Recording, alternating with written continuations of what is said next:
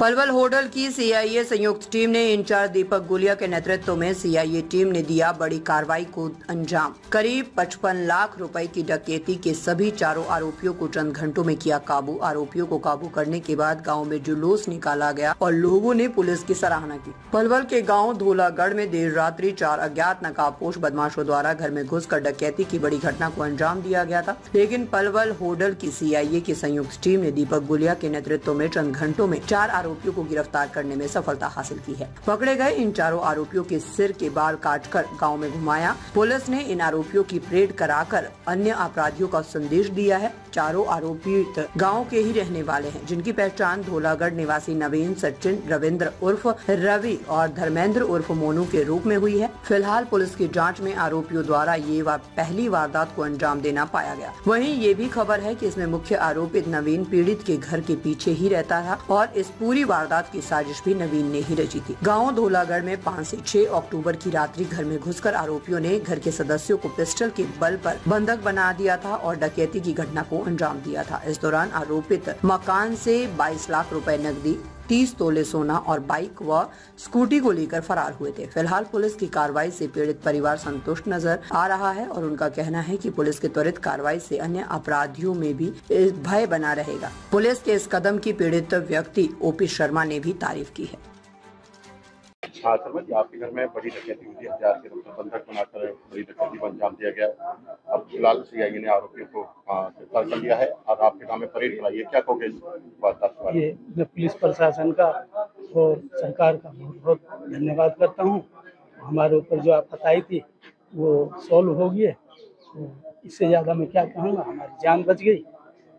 मैं बहुत बहुत धन्यवाद। शर्मा जी, किस तरह से वारदात को अंजाम दिया इन लोगों ने? रात को कोई 1 बजे हम तो सो रहे थे, पीछे से घर में लोग घुसे। मैं भी हार्ट पेशेंट हूँ, घरवाली भी शुगर पेशेंट है, तो एकदम से चिल्लाई। तो मैंने सोचा कोई दिक्कत हुई है, तो मैं उठ के गया तो मेरे को भी उन्होंने कर लिया। 4 लोग थे, तो थोड़ा सेहत से भी वो है दिक्कत, तो इन्होंने हमें कवर करके लोग भी मिल आए।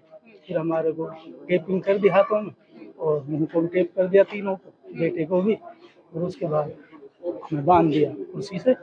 उसके बाद उन्होंने बोला चाबी दे दी, तो उसने जो उन्होंने करना था। क्या सामान लेके गए थे? पैसे थे, ज्वेलरी थी। कितने पैसे थे? 22-23 लाख करीब था। तो ज्वेलरी ले गए, लाख रुपए का जेवरात थे। हाँ, वाहनों को भी चुरा लिए, वाहन भी चुराए।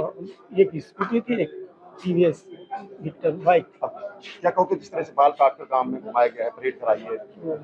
ये प्रशासन की अच्छी पहल है, लोगों को सीख मिलेगी, ऐसा ना करें, युवा भटके नहीं। मैं तो यही कहूँगा। आप संतुष्ट हैं पुलिस कार्रवाई से? हाँ, मैं संतुष्ट हूँ। जो दोषी है उसको सजा मिले, निर्दोष है वो फंसे नहीं। मैं तो यही काम की हो सकती है। मेरे गांव का नहीं सकता, मेरे को ये था कि यहीं लोकल ही हो सकते हैं 2-4 किलोमीटर, क्योंकि ऐसी जो आवाज आई थी बोलने, तो थोड़ा सा ऐसा लगा, मैं घबराया हुआ। आपने कहा था लोकल आवाज थी, जैसे 2-4 किलोमीटर के एरिया, तो मैं तो घबराया हुआ था, मुझे कुछ नहीं पता। रात को थोड़ी आई साइट की कि पर्दे खराब है, तो दिखाई भी नहीं देता। पुलिस ने कार्रवाई की है, लगता है इनकी दहशत कम होगी और दूसरे और जो बदमाश है उनको सीख मिलेगी। मैं तो सोचता हूँ कि होनी चाहिए, और उनके माँ बाप भी अपने बच्चों को शिक्षा दें, ऐसा कार्य घृणित ना करें। धन्यवाद करते हैं कि उन्होंने इतनी जल्दी ट्रेस किया इस मामले को।